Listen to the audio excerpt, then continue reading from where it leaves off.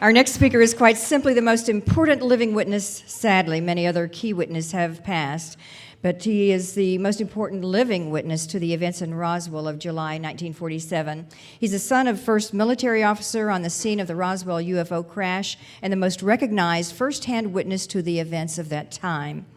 He has steadfastly repeated his recollections in numerous interviews and wrote about his experiences then and since in his book, The Roswell Legacy. While one of 200 witnesses, his story has received international attention in no small part because he's led an exemplary life and his integrity is without question. Our speaker did his first pre-med undergraduate work at Louisiana State University and got his medical degree from LSU School of Medicine in 1961. His internship was done at the Charity Hospital, New Orleans, Louisiana. He joined the U.S. Navy in 1962, was assigned to the USS Renville, and thereafter participated in the Cuban Missile Crisis. The Renville then sailed for Westpac and then to the Southeast Pacific, where it participated in combat training in case of enemy attack on the ship. After the Westpac tour, he completed his specialty training at the Naval Hospital in San Diego, California. He retired from the Navy in July of 1971 and entered private practice in Helena, Montana. He joined the Montana Army National Guard in 1973. He went through helicopter flight training as a flight surgeon at Fort Rucker and earned his wings in 1981. While in the National Guard, he was appointed State Surgeon of the state of Montana. He retired from the military again in 1996 at the age of 60. He's a full bird colonel, by the way. That's a new 40, by the way. The new 40, you're darn right. Alas, our speaker was called back, though, to active duty in Iraq in 2004 at the age of 68. Any other 68-year-olds been to Iraq lately? I don't see any here. Okay. And he consequently served as a flight surgeon for the 189th Attack Helicopter Battalion, flying 225 hours of combat while in-country, being discharged again from active duty in December of 2005 to the Ready Reserve. And his health was not as good coming out as it was going in. He is currently a specialist in otolaryngology. Whatever it is, you don't want to have that problem, all right? At the Veterans Administration Hospital, Fort Harrison, Montana, please welcome a truth teller and an American hero, Dr. Jesse Marcel, Jr., to X-Conference 2008. Good. Thanks, Steve. Thank you, sir. You betcha. Thank you. Well, good afternoon and greetings from Montana. We're now getting bombarded by another snowstorm. Must be the global warming that's happening right now. I thought I'd divide the talk into about 3 phases or so. First of all, I'm going to show some pictures of some UFOs that were taken long before computers were around to alter and falsify the images. So the images that I have on the computer are taken straight away with the camera and not altered to make them look better than they really are. And after that, I'll go through slides of the universe, of the wonderful events in the pictures that we see from the Hubble telescope to give you a little idea of what is really out there and why there is life and what the possibilities of life all over are out there. Then I'll get around to Roswell, talk about the town of Roswell, the 509th Bomb Group, which my dad was the intelligence officer for, and then a little bit about the Roswell debris that he brought home that night. And then lastly, I'll show some slides from Iraq, which probably will demonstrate why our cousins from outer space have not really made any overt gestures to us as far as landing on the White House lawn or in the Kremlin or wherever, because I think they probably are more afraid of us than we should be of them. So anyway, we'll get started with this. The first slide, Roswell and the Wonders of the Universe, and those we share it with, because we're sharing with a lot of different civilizations and races out there. And I just am waiting for the moment that our governments of the world, the Russians, the United States, England, and any country that has information on UFOs, I'm waiting for them to come forth and say, this is it, guys. We have our cousins out there, and they're here. This first picture is one that was taken back in 1870. And this is not obviously a false image because at that time they were not into faking images. Let me get this.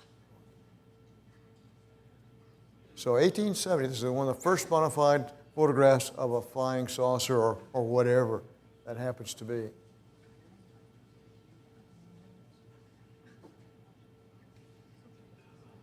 This second one is one that was taken in Arizona, which, again, these are taken back in the 50s, or 47, as a matter of fact. This is 1947.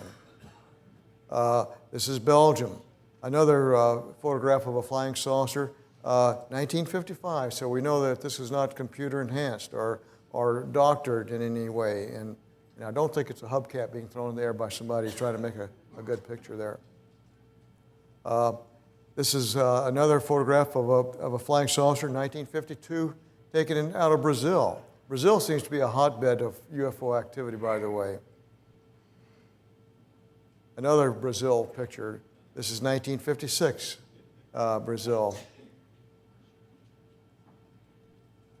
Now, this is a very famous photograph, too. It was taken at McMinnville, Oregon in 1950.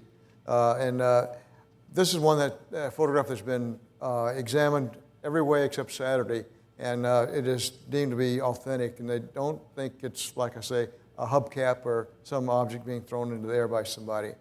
Now, this is another photograph of a similar object taken elsewhere, and so these UFOs seem to have common design with them, common design characteristics.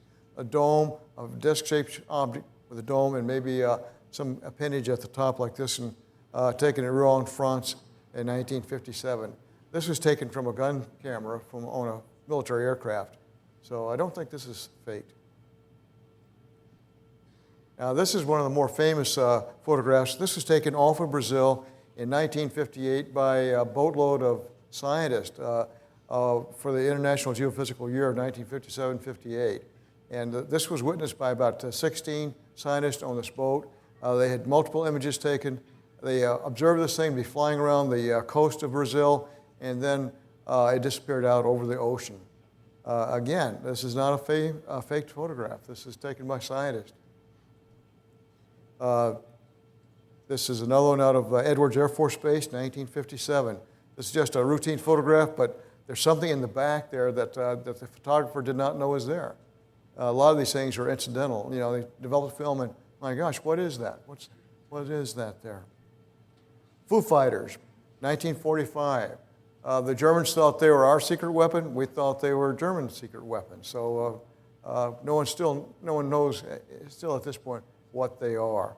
But they're a fairly common apparition following military aircraft and maybe just seeing what was happening with the war. Another incidental photograph where something was taken in the sky. The photographer did not realize it until it was actually developed. This is 1932, by the way, in Ohio. This looks like the McMinnville type of spacecraft or craft there. Now we're getting back to the wonders of the universe itself. This is our nearest neighbor as far as a major galaxy. This is M31, which is Andromeda. It's about 2 million light years away, and you can see this with the naked eye. This is the farthest image that you can see with your naked eye from a distant galaxy. And this has about 400 billion stars, about like our galaxy, although this may be somewhat larger than our galaxy. You know, as far as the number of stars in the universe, they've calculated there's 10 to the 22nd power stars in the visible universe. That equates to the number of grains of sand on the Earth. So we're talking about a lot of planets out there with a lot of different possibilities of life. And obviously some of it is further advanced than us because they have cracked the code of being able to travel in space. Another galaxy, beautiful like a pinwheel galaxy. This would be what ours would look like if you're on top of it looking down at it. The Earth would be in the outer 2/3 of this, and we're just out in the outskirts of a galaxy in a very common location. Another galaxy. This is just to show you the beauties that's out there. These are all Hubble telescope images, I might add. So, by gosh, it's beautiful out there. And somebody once said that if we're alone, if we're the only living beings in the universe, intelligent living beings, then there's an awful lot of wasted space. This is what happens after a star explodes. All those filaments that you see is debris thrown out by the star, which will eventually, under gravitational attraction, form new stars in planetary systems. So the building process for planetary systems is still going on. Another nebula from exploding stars. Another exploding, this is called a Cat's Eye Nebula, I believe. But, you know, it's just, we live in a beautiful place. We really do. Another exploding star, you can see the filaments of the material that's been thrown out. These are supernova explosions. This is a very interesting photograph, too. Every point of light that you see there is a distant galaxy. This is a time exposure from the Hubble telescope, and it just shows you the immensity of the number of galaxies out there. This, if you were to take a nickel or a quarter and hold it at arm's length, that's the area of sky that this would cover. So look at all the galaxies in that one little spot and think that of the whole dome, how many galaxies are out there. So it's huge. Now Roswell itself. Roswell, the town of Roswell, is a town at that time in 1947, about 10,000 people. It was a delightful, my computer just shut down here, so. It was a nice little town. I enjoyed growing up there, and as a matter of fact, I wanted to move back and live there forever, but unfortunately, the events prevented that from happening.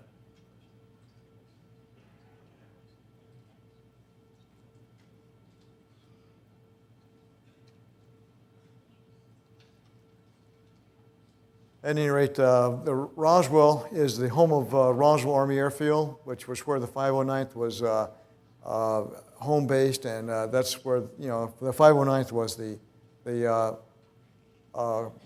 group that dropped the atomic bombs on Hiroshima and Nagasaki. It's an unfortunate way to end a war, but it did, and it eventually saved a lot of Japanese as well as American lives. This is a satellite view of Roswell taken more recently. This is the main street of Roswell in 1947, and as you can see, it's a beautiful little town. I loved it. Great place to live. 509th Composite Bomb Group, again, was home based in the Roswell Army Airfield, where my dad was the base intelligence officer. Colonel Blanchard was the base commander. And this is the patch for the 509th Bomb Group. This is the Enola Gay. This is the one that dropped the bomb on Hiroshima. This is Boxcar. This is the one that dropped the bomb on Nagasaki. Now, this hangar is on the air base today, and it's still, it's not in very good shape, but it's still there. And it is thought this is where the debris from the Roswell crash site was first brought to for superficial inspection. This is Colonel Blanchard. He's the base commander of this bomb group, and he later was considered to be the chairman of the Joint Chiefs of Staff, but he died, unfortunately, of a coronary before his promotion could take place. So this Roswell thing did not inhibit or hurt his military career. This is my dad, Major Marcel, the intelligence officer at the 509th Bomb Group. And who was Major Marcel? He was one of the, I like to think of one of the superior officers. He was a decorated war veteran. He earned the Bronze Star and air medals with oak leaf clusters, which meant that whenever you get an oak leaf cluster, it means you earn the medal twice. And these are documents attesting that, although you can't read that from your perspective there. But he was who he said he was. He was an honest, upstanding officer in the Army Air Force, decorated war veteran. So he was not going to cause things to appear as not like exaggerate claims. As a matter of fact, he was he graduated from the Air Force Intelligence School in August of '42, and he's actually on the faculty of the intelligence school there in Harrisburg, Pennsylvania. So they don't make people faculty of an intelligence school unless they are guys who know what they're talking about. He also went to radar school. Because some people say, well, what he found out there in the desert field was just parts of a balloon, with a radar antenna, weather balloon, and later a mogul balloon. But a balloon is a balloon is a balloon. They all have the same characteristics. The mogul balloon was highly secret because the purpose was classified, not the materials that it was made from. It was made out of very mundane materials, like balloons as well as radar targets and a transmitting situation. Now, this is a map of the general area where the crash occurred. As you see, the Roswell is down to the right lower corner, and the red square, about 75 miles northwest of Roswell, is where the primary debris field was found. This was found by the rancher, Mac Brazel. This was on the Foster Ranch. He was a foreman of the ranch. And after a storm, he rode out on his horse to check the fences, make sure the livestock were okay. And he came upon the scattered debris of material scattered for quite a distance. Not knowing what it was. As a matter of fact, he had seen weather balloons come down before, and if it was that, he'd just taken it to the local garbage thing and disposed of it. But he realized this was something different. So what he did, he took some of the debris and brought it into the sheriff of Chaves County for his examination. The sheriff then contacted Colonel Blanchard at the air base and in Roswell, and Colonel Blanchard is the one, not knowing what it was, sent my dad and a CIC agent, Sheridan Cavett, out to the field to collect representative samples of the debris. And that's where the story gets interesting. Now, this is a satellite view of the area there, which means shows you it was in the middle of nowhere. They didn't know whether this was a crashed V-2 or whether it's some military aircraft that came to grief or something else, and it turns out it's something that was very exotic. This is Mac Brazel's ranch house here. And a little building in the back there is where they stored some of the debris overnight for air collection. This is a photograph of some wreckage that was taken out there. I think this is probably a rocket from White Sands and not exotic material like flying saucer or UFO. After the debris had been collected, my dad came by our house that night. Our house happened to be on the way to Roswell Army Airfield. So what he did, he realized he had something that was very special, and he wanted my mother and myself to see this. So even though it was 1 o'clock in the morning or very late in the evening, he brought this into the house, spread it out on the kitchen floor, and came and woke us up and saying, I want you all to come look at this. This is something that you'll probably never see again. And as I walked into the kitchen, I saw this metal debris on the floor of the kitchen. Looked like just scrap, and I was wondering why in the world he got us up at this hour just to look at this junk. But he said, take a close look at this, because you'll probably never see this again. And I think he used the words, this is part of a flying saucer. I wasn't quite sure what the word flying saucer meant, but it soon dawned on me that it was something very exotic. And as I looked at this, he said, look down there and make sure there's see if you can find any electronic components like vacuum tubes, resistors, condensers, or wiring. But there wasn't anything like that. It was just like a metallic foil with little beam-like members and some black plastic. So as I was rummaging through this, I picked up one of the beams and looked at it, and it looked like there was some writing on the inside surface of it, like a hieroglyphics or something like that. It was a kind of a purple-violet hue, but it was not hieroglyphics, because hieroglyphics have animal figures on it. This did not have animal figures on it. To get a little bit ahead of the story with my dad, then we looked at that for about 15 or 20 minutes. We packaged it up, put it back in the car, which is a 1942 Buick. And I noticed there was more debris in the car that was not brought in, so I didn't certainly see all of it. And I'm not sure whether my dad took off that night or maybe early the next morning to bring this back into the air base so that Colonel Blanchard could see this. And when they saw what they had, they put this under armed guard and flew it in a B-29 to Fort Worth, to the Army Airfield at Fort Worth, where General Ramey, who was the 8th Air Force commander, located, because they wanted him to see this also. And this picture was taken in the office of General Ramey. And as you can see what this is parts of a weather balloon with a radar target. As a matter of fact, in some of the images, you can see a balloon in the background. And the look on my dad's face like, you got to be kidding me. This is not what we saw. And I agree, this is not what we saw on the kitchen floor. But this is the cover-up, though. This is the cover-up story. Foil, with sticks and things like that, but that ain't what we saw in Roswell. Because a stick is a stick is a stick, and foil is foil. And you can't confuse that with what I saw. But this is actually parts of a radar target that my dad is holding up there. And my dad was part of the cover-up himself because he said that, he's ordered not to talk about that, and indeed to tell anybody who saw this not to ever talk about that again. Of course, I'm talking about it now, but we're a few years later, so I feel safe in doing that. And this is General Ramey with DeBose with that obvious reflecting panel from a radar target. But this, I guarantee you, is not what was on our kitchen floor that night. It was far more exotic than what you see there. These are pictures of an intact radar target which is about ready to be sent aloft with balloons.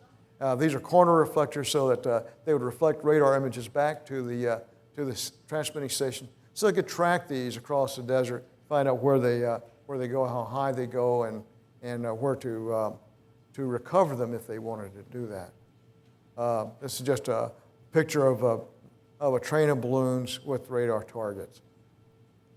Now this is basically what the beam itself looked like. As you can see, the symbols there, they were kind of purple, violet hue. They were geometric forms, not forming any letters or anything like that I could recognize, but the color was very distinctive. It was kind of a purple, violet hue and reflective of light, because I remember the light was over my left shoulder, and as I held the beam up like this, I could see these reflection of these symbols on the beam. Again, this is a more representation of the beam itself. The figure on to the left there, the second one coming in, is pretty close to what I saw, because I could tie that into a familiar struck object I could think this is like a seal balancing a ball on its nose. And this is the reason I could remember this one fairly clearly. The rest of them are this is basically what they look like. I'm not sure how accurate that is, but this is what they look like. Clearly not flower symbols or hieroglyphics or any other language that we could recognize. Again, more pictures of the symbols there.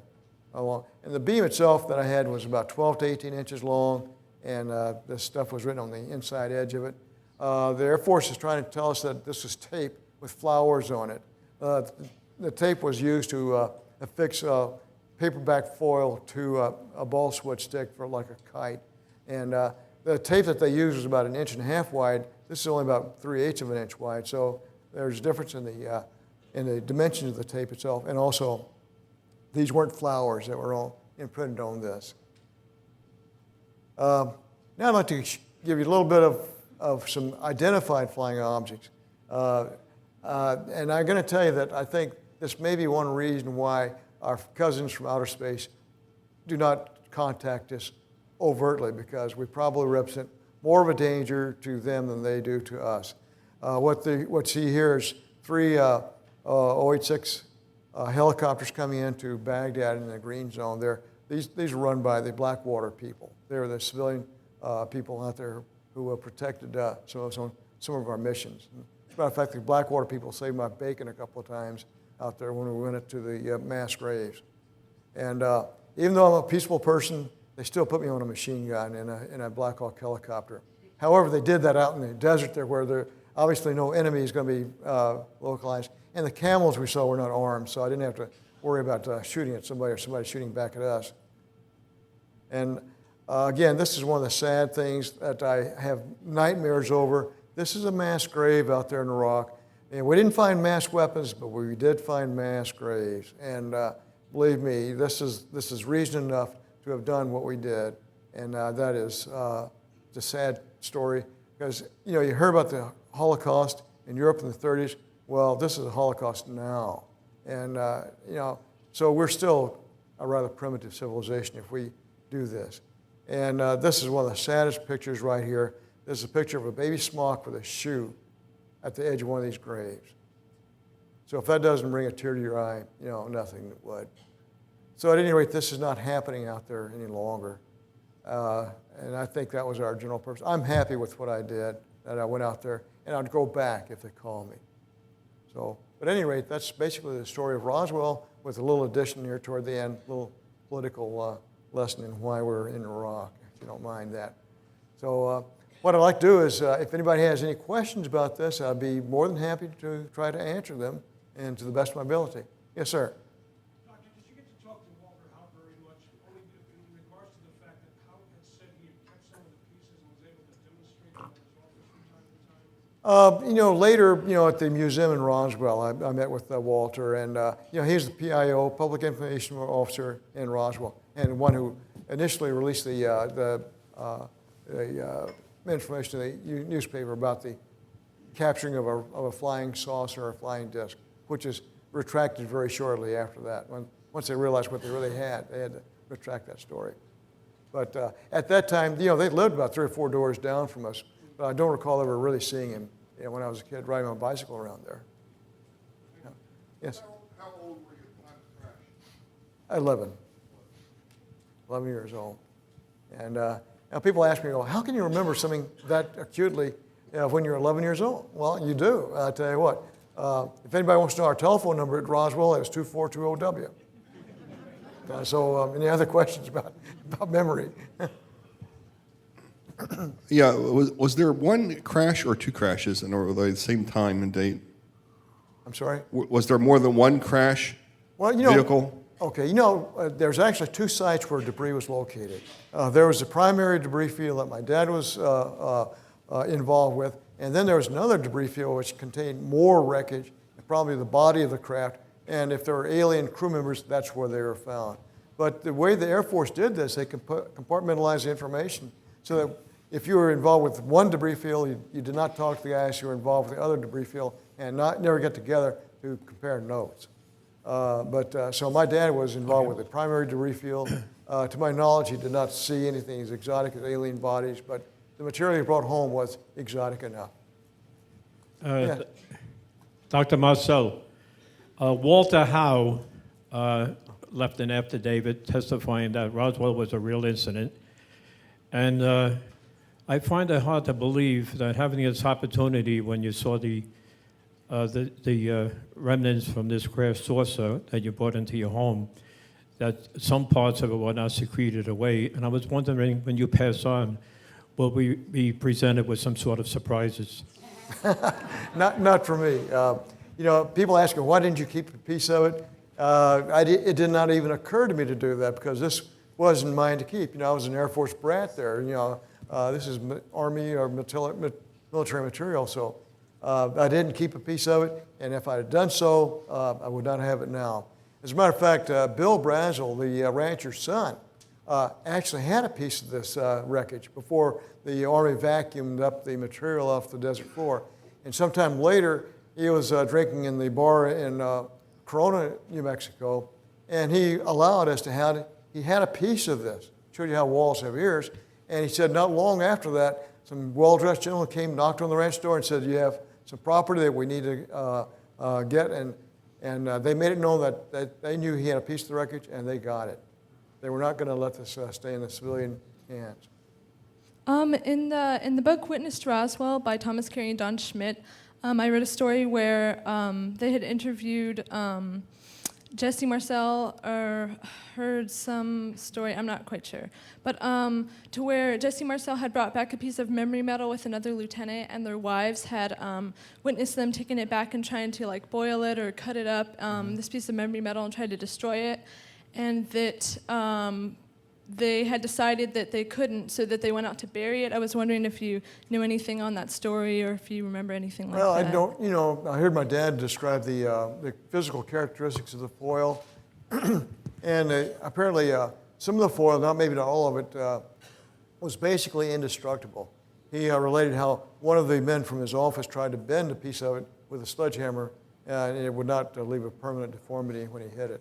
The foil that I saw, I don't think would have. I think you could have torn it if you wanted to. So I think there's probably 2 different kind of foil. I don't know. But because, the foil that I saw was kind of shredded a bit there. So obviously it could be torn. But apparently there's other foil that could not be torn. So, because I did not see all the wreckage. Because there's still some left in the car. And I wish I'd have seen that, but I didn't. Yes, sir. Yes, sir. Can you describe for us, since there's always been a lot of contention about how the story resurrected in the late 70s by Moore and Stan Friedman, and then Berlitz wrote the book. Could you recollect for us, after all those years, why and how you first heard that the story was resurrecting and what your role was? You were were you in the military then? Actually, I had retired, got out of the Navy. I was in Helena, Montana at that time with my practice of medicine. That was 1978. And, let me back up a little bit there. When my dad came home from Fort Worth after seeing General Ramey, he told myself and my mother, we're not to ever talk about this again, treat it as a non-event because it didn't happen. So why talk about something that didn't happen? So anyway, we were put under the cloak of secrecy at that time. And I guess in 1978, Stan Friedman, who was a very close friend, became a very close friend of the family, heard that my dad had seen something like that. So he interviewed my dad, who related the story as I told it to you. And that's where this thing got started, 1978. And that's where others started developing the story. But I had not talked about it until after I knew that my dad was talking about this. Yes. Can you speculate, or did your dad speculate how they crashed? Who knows? In my looking at the debris, it looked like it was from the interior of something, because the beams with a little writing on it. My speculation, and this is sheer conjecture, was that they were scooting along there and they had an in-flight catastrophe, loosened the stuff out of the side of the craft, which crippled it enough where it crashed further downstream there. So that's my theory. I don't know. May not hold water at all, but that's what I'm thinking. So just, I guess to clarify, during your pre-adolescent and adolescent years, this was never brought up at all in your house, in your home? It didn't affect, shall we say, the family dynamics or the family atmosphere? It was a blip and that was it. Is that correct? That's basically it. Because, I think we all knew deep in our heart what it was. And what this did for me as a kid was to make me very interested in astronomy and cosmology. Because I realized that, hey, there's some civilizations out there that are more advanced than we are and capable of traveling space. And that's long before they ever discovered planetary systems. But in my heart, I realized that this is something that came from elsewhere and that we're certainly not alone. As a matter of fact, people ask me, did this affect your faith in God? And if anything, it increased my faith because I realized that we're only a part of the creation event, that there's others out there. Yes? So your dad never talked about it later?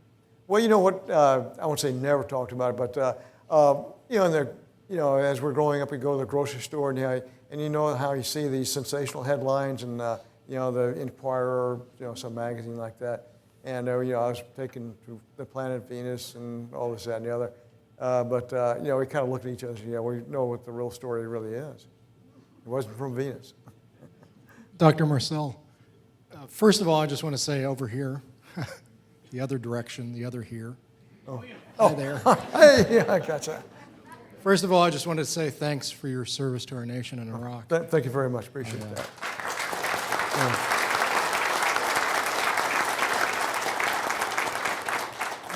If I remember from a talk you gave in Roswell, you had a couple of bullets come a few inches away from you in one of those helicopters, and I'm glad you're here. That would have made a heck of a conspiracy story, though.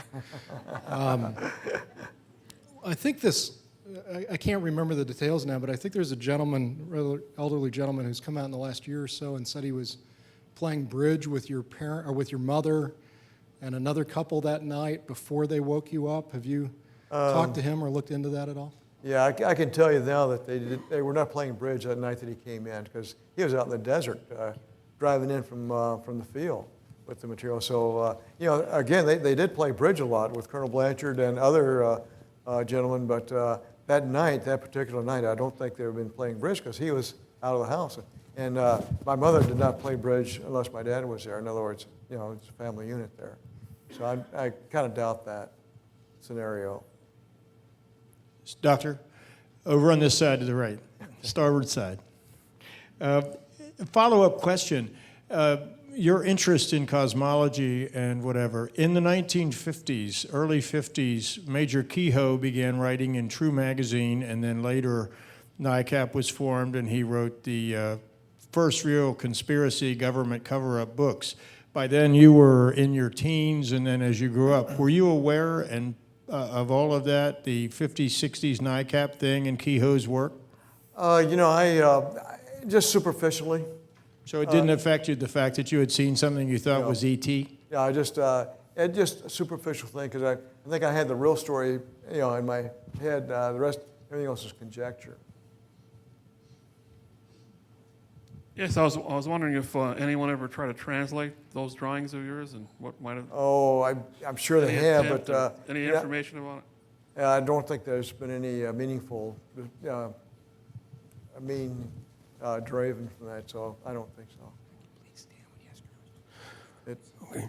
Doctor, that National Security Council gentleman you met with in 1992, I'm not familiar with whether he's even alive or not yet, but I was just curious to know if you had any further contact with him or any other government official, especially in light of your book coming out last summer.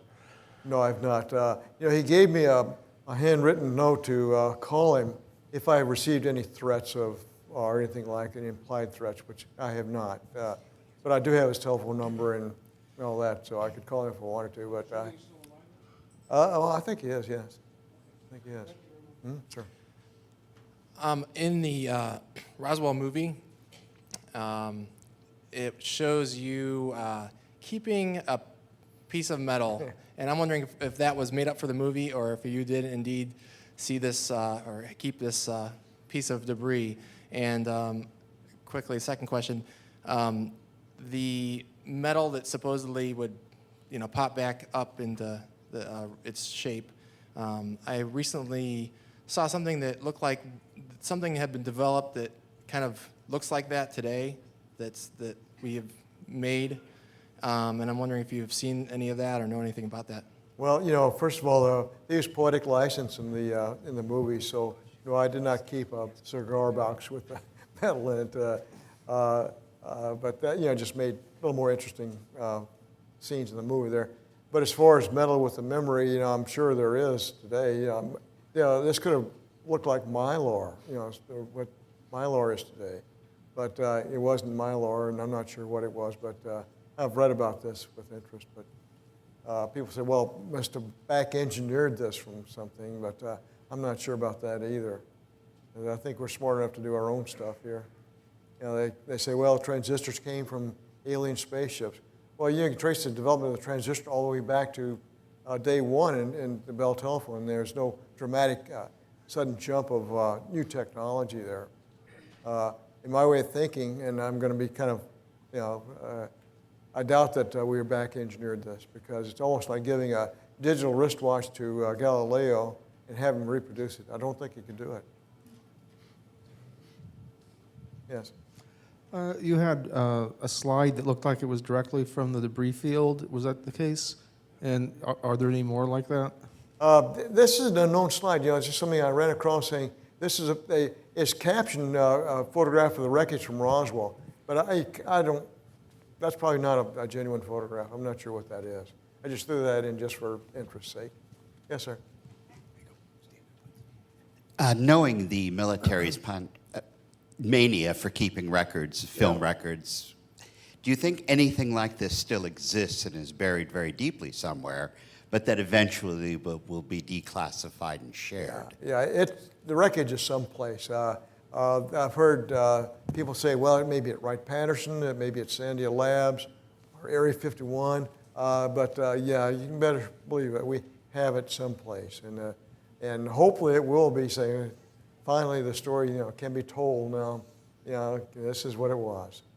But I'd like that to happen before I depart for other territory, but who knows? Dr. Marcel, what the other gentleman brought up about the foil and then it just springing back in place, is that something that really occurred? I'm sorry, would you repeat the question? As far as the foil, I heard that you kind of bent something and crunched it and then you let it go and it sprung back. Is that true? No, I did not do that myself. I wish I would have, but I heard my dad describe that that characteristic of the foil, that physical property of it, and other people too, but I myself did not personally see that happen. Dr. Marcel, one of the issues with the Brookings Institute of saying if we release any of this information, we would cause change in our beliefs, our patterns. And I'm curious, as a family unit, once this happened, how did your beliefs or changes in your family, change after that point, or did they?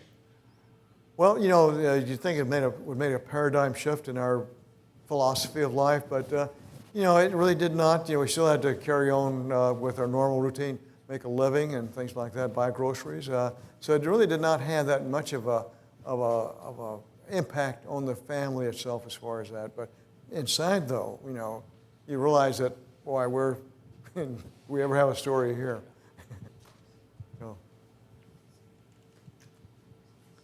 Another question for me. First of all, I want to echo what the gentleman said about appreciating your service to the country. Well, thank you very much. Also, growing up, did you have much of a relationship with Mac Brazel? And do you believe that, in fact, he was basically bribed to keep his mouth shut? Or do you think, is that more Hollywood hype? Well, I never met Mr. Brazel. Did meet Bill Brazel, his son, years later when a Japanese crew from Tokyo came out there to interview us. In fact, we were out to his ranch house, and that's where I heard him describe about the fact that he had a piece of it in his saddlebag and it was recovered later. But I never saw the rancher himself, Mr. Mac Brazel. As far as that goes, again, I didn't. What was the second part of the question? The movie suggested that he was bribed. Oh yeah. Well, he came up with a big, brand new pickup truck, according to the movie, and I think this really did happen. He opened a packing house, which cost quite a bit of money. So he may have gotten some funds from something, but who knows? It's all conjecture. I have a question. You said your father just came back and said, okay, it didn't happen. We're never going to talk about it. Mm-hmm. I know you were young, but do you remember him being afraid? Did he seem afraid for your safety? Have you spoke about it? I don't think so. I think, he was a good soldier. He was following orders, and he knew as long as he followed orders, he'd be okay. So, but I don't think it altered. I think it kind of burned him a little bit, though, because he did eventually get out of the Air Force in 50 or 51, and he made a snap decision to get out. He said he's had enough of it, and I think that might have been part of their thinking there, too, but I don't know. But it didn't seem to affect him overtly very much as far as his ability to be carrying on with the family and his job, things like that. Yes, ma'am. You're talking about something that happened like 60 years ago. Mm-hmm. When you went to Iraq, did people know who you are? And did you tell the story as an elder, in the middle of the desert, like, look, wow, I have, a guy from Roswell. Yeah, actually, my reputation, followed me out there too, because when we're flying back, when we're not in areas where there's hostile fire, we had to keep all eyes on the ground, looking for guys in white pickup trucks with RPGs. But once we got in the open, away from hostile fire, then they would start pumping about what happened at Roswell and things like that. So yeah, they're well versed with this thing. Dr. Marcel, to your left, your father must have had a lot of anguish as an intelligence officer, being humiliated that he couldn't distinguish, a balloon. Yeah. I think, looking back at that picture where he's holding an obvious radar target, the look on his face says a lot for me, because he did have his radar training, so he was well versed with what a radar target looked like and the characteristics of that. And the look on his face says that you got to be kidding. I'm having to do this, but he was following orders. Hi, how you doing, Jesse? I was just wondering, have you been approached by anyone recently about what you're talking about? I'm sorry? Has the government or anyone approached you? No. No, not at recommending all. you? No? Oh, well, you know, wait, let me backtrack. Yes, they did. Back in '92, I guess they were putting information together for their Roswell case closed monograph there. I got a call from Lieutenant McAndrews, lieutenant at that time. I think he was later promoted to captain. But this is at the office, and I talked to him. He says, "Colonel, we need your help." I said, "Well, what can I do for you, Lieutenant?" So he said, "Tell me what you saw in Roswell." So I went through the whole story there, and he said, "Well, we think you saw a weather balloon target," and I tried to explain the differences between a weather balloon target, radar target, and what I saw. And his final conclusion was, "Well, sir, we don't know what you saw." Thank you. So I know what I saw, though.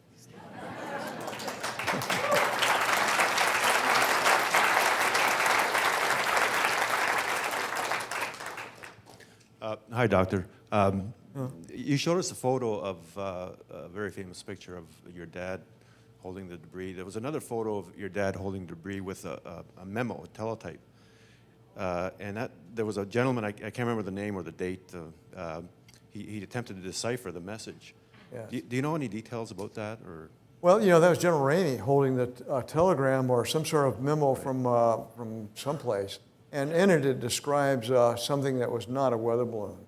It said, it used words like victims of the wreck, you know, and, you know, things like that, which meant that, you know, since a balloon does not carry crew, there could not have been any victims.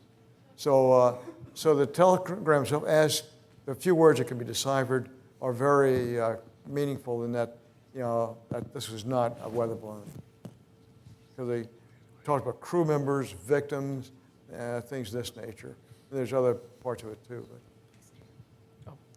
Hi. Could you describe what that material felt like? You said it was foil, so how thick was it? Was it smooth? Yeah, it is foil-like, but it felt maybe more substantial than aluminum wrap, and you know, like the kitchen wrap that you find. And this is another distinguishing feature between that and the foil that was used in weather balloon radar targets, in that the foil that I saw did not have any paper backing to add structural rigidity to it. But the balloon targets did have paper backing. As a matter of fact, I asked Professor Moore, who was head of the Mogul research team, I said, "Did y'all use any targets out there that did not have any paper backing?" And he said, "No, they didn't." He said, "The Navy had some targets like that did not have paper backing on the foil, but they weren't using those." So he said that's another distinguishing feature between the foil that came out of the desert and any radar target foil. Was it thin? Yes, it was thin, but again, it felt more substantial than say, aluminum wrap there. But on superficial, looking at it, yeah, it looked just about pretty much like aluminum wrap. Two questions. In the movie, it showed that there was like bad weather, a storm that that preceded the event. Is that true? You know, there's storms out there all the time, so it could have been. I don't recall exactly though. Okay. Is there any chance, or are you aware of any test equipment in that part of the world? Things come to mind that Wilhelm Reich or Nikola Tesla had equipment that maybe would be used for cloud seeding or cloud busting. Is it possible that the craft was actually shot out of the air? Well, it's certainly possible. But as a child or kid, I would not have any first-hand knowledge of that kind of activities. Are you familiar with any of the people who were contacted about the alien bodies, such as I think it was Dennis Glenn, the Roswell mortician, or an anonymous nurse that was supposedly missing, or anyone like that? Did I meet? I'm sorry, the question was about Glenn Dennis. What was that? Are you familiar with any of the people who were contacted about the alien bodies? Yeah, not at that time, but later, years later, I met Glenn Dennis at the UFO Museum in Roswell. But at that time, the story was covered up so fast that I didn't know of any other members people like Glenn Dennis or the nurse or Walter Hout or anybody like that. So, had no contact with him. You said you were 11 years old when you saw the craft piece. After you got in your teens, did you have friends ask you ever remember that thing in Roswell? Do you know anything about that? Well, my friends never talked to me about that because the story was withdrawn so rapidly, and kids in my age group, we're not interested in reading papers anyway. We're more interested in riding our bicycles and having fun rather than following the day's events there. Well, science fiction was a big thing, like just all the movies. And Yeah. I was just wondering if it was. It's just it didn't rise to our awareness.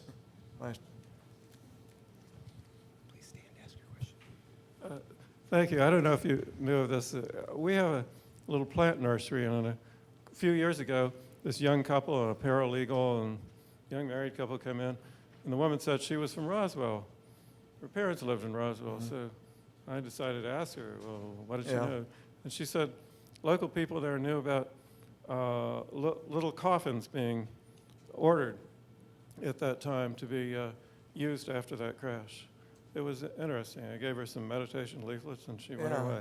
Well, there's, I guess, Glenn Dennis, the mortician out there, his assistant, he says he was called by the Air Force about obtaining some small hermetically sealed coffins. Now, that's his testimony. But I can only speak with assurance about things I saw and I felt and heard and all that. But as far as testimony of somebody else, it's interesting, and if true, that would add another nail in the coffin of this being a weather balloon. Thank you so much. Okay. Jesse, you're my hero. You know that? Well, thank you.